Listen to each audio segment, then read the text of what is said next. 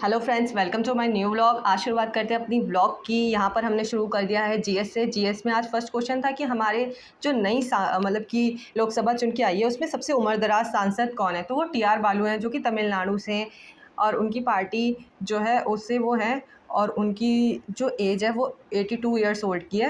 उसके बाद सर ने पूछा था कि 17वीं लोकसभा को कौन से राष्ट्रपति ने भंग किया, तो वो द्रौपदी मुर्मू जी हैं जो अभी हमारी करंट राष्ट्रपति भी हैं। फिर आगे जो क्वेश्चन थे वो हैं तंजावुर और चिदम्बरम के शिव मंदिर, जो भव्य शिव मंदिर है, उनका निर्माण किस राज्यवंश ने करवाया था। तो चोल राज्यवंश ने करवाया था और वो तमिलनाडु का मंदिर थे और उनके बारे में फिर सर ने सारी बारीक से हमें इन्फॉर्मेशन दे दी थी।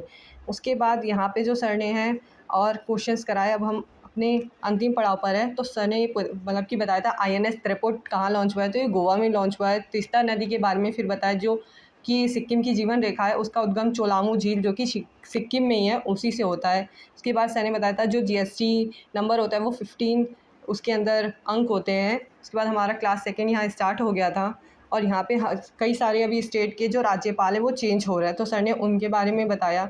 अभी तो एकदम से सारे राज्यपाल के नाम अब हमें याद नहीं है, पर हम इसको क्या करेंगे, अभी धीरे धीरे याद करने की कोशिश करेंगे। 2-4 बार रिवीजन होगा तो फिर सब चीज़ याद हो जाएंगी। फिर यहाँ पे हमारा अगला क्वेश्चन जो आया, ये शिशु मृत्यु दर कहाँ कम है कहाँ ज़्यादा है। ये ब्रिक्स के उस बेसिस पे सर ने यहाँ बताया था कि भारत 5th नंबर पे है जबकि रूस फर्स्ट पे है।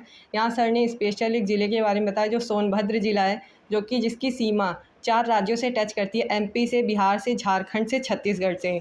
उसके बाद सर ने जो अदर क्वेश्चन थे वो करवाए यहाँ पर। ये रामसर साइट्स जो हैं ऐड हुई हैं उनके बारे में सर ने यहाँ पे बताया था। अभी 82 है करंट रामसर साइट, जिसमें 2 अभी बिहार से शामिल हुए हैं जो कि नागी और नकटी पक्षी अभ्यारण्य है, वो बिहार से 2 शामिल हुए हैं अभी करंटली।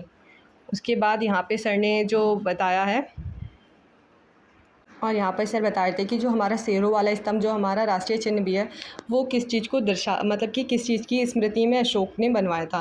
राजा अशोक ने तो बनवाया था, पर किसकी स्मृति में।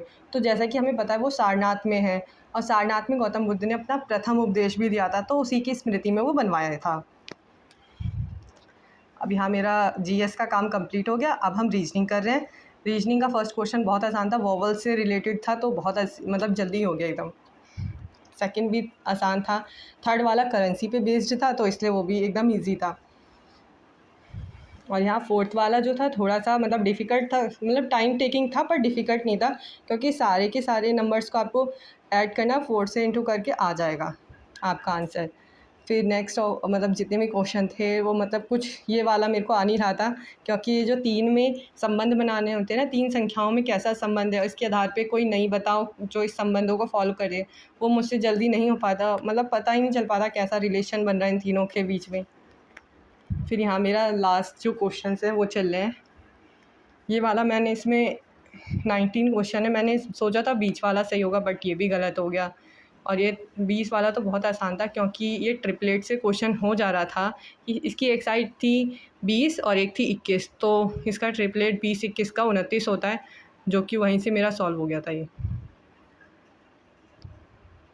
फिर हमने अपना करंट अफेयर स्टार्ट कर दिया। करंट अफेयर में जो भी क्वेश्चन सर ने कराए सब तो याद नहीं होते, पर सर रिवीजन मोड पे जब क्वेश्चन को लेके चलते हैं तो धीरे धीरे चीज़ें समझ में आने लगती हैं और याद भी होने लगती हैं। ये सबसे इम्पॉर्टेंट है कि करंट अफेयर हमें हर दिन 15 मिनट्स देना चाहिए अपने आप को कि करंट अफेयर से हम रूबरू होते रहें। अगर आपको वीडियो अच्छा लगता है तो लाइक करा करें, शेयर और सब्सक्राइब भी करें। आप इस तरीके से मेरे चैनल को सपोर्ट कर सकते हैं।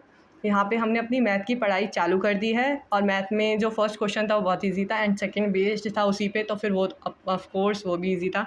अगर क्वेश्चन इजी होते तो वो बन जाते, पर मैथ्स में हर चैप्टर इजी नहीं होता, थोड़े बहुत डिफ़िकल्ट भी होते हैं और कई बार इजी वाले भी क्वेश्चंस नहीं हो पाते हैं। जैसे कि वाला क्वेश्चन सर ने पहले फार्मूला लिखवा दिया था, तब तो ये क्वेश्चन मुझसे आ गया, लेकिन इतना बड़ा जो इसकी टर्म्स दी रहती हैं तो हम जैसे लोग जिनको मैथ से डर ही लगता है उनके लिए तो ये सॉल्व करना बहुत मुश्किल है, पर मेरा आ गया था यहाँ पे आंसर क्योंकि सर ने पहले फार्मूला लिखवाया था। फिर हम आगे आए, ये हमारा चक्रवृद्धि ब्याज पे बेस्ड एक क्वेश्चन है, इसको हमने कर लिया। उसके बाद यहाँ पे भी हमें मिश्र धन निकालना था, उसके बाद वो निकाला। फिर आगे सारे के सारे जैसे कि मतलब लास्ट के जो क्वेश्चन थे ये होमवर्क के क्वेश्चन है, पर यहाँ पे मेरा थोड़ा सा पहले गलत हुआ पर फिर मैंने उसको सही किया।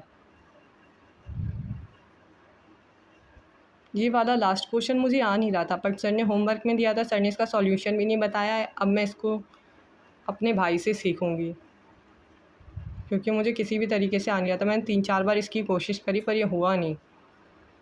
हमने सेकंड वीडियो अपना स्टार्ट कर दिया था। फर्स्ट क्वेश्चन बहुत ईजी था, एंड सेकंड भी सेम था इसके तरह ही, वो भी हो गया था। फिर ये लाभ हानि पे बेस्ड क्वेश्चन था, तो ये लाभ हानि वाला भी चैप्टर थोड़ा सा इजी होता है मैथ में। कुछ चैप्टर इजी होते हैं जैसे रेशियो, परसेंटेज, लाभ हानि, ये सारे बहुत इजी हैं, और बाकी कुछ तो बहुत डिफ़िकल्ट भी होते हैं। सीआई और एसआई भी अभी थोड़ा सा इजी लगने लग गया है, पहले वो थोड़ा सा डिफ़िकल्ट लगता था। यहाँ पे जो क्वेश्चन है वो रेशियो पे ही बेस्ड था और आ गए थे इसके आंसर। ये हम अपने वीडियो के अंतिम पड़ाव पर हैं, और यहाँ पे जो क्वेश्चंस हैं उनके आंसर मैंने निकाला है और वो ठीक निकला। फिर हमने सेकंड में निकाला जो कि सेम था, उसी पे बेस्ड ही था। ये थोड़ा डिफरेंट क्वेश्चन था, इसको मैंने एक बार ट्राई किया, उसके बाद ये थोड़ा सा बना पर कुछ समझ नहीं आया। फिर सर का मैंने यहाँ पे देख के सब चीज़ें लिख ली जैसे जैसे सर ने समझाई। उसके बाद मुझे समझ आ गया, फिर नेक्स्ट सर ने दिया तो मैंने खुद निकाला और ये मेरा आ गया आंसर। 3 बजे और सर ने भी लिखा, और एक ये क्वेश्चन सर ने थोड़ा सा अजीब सा दिया था, इसका आंसर 19 था और मैंने निकाला।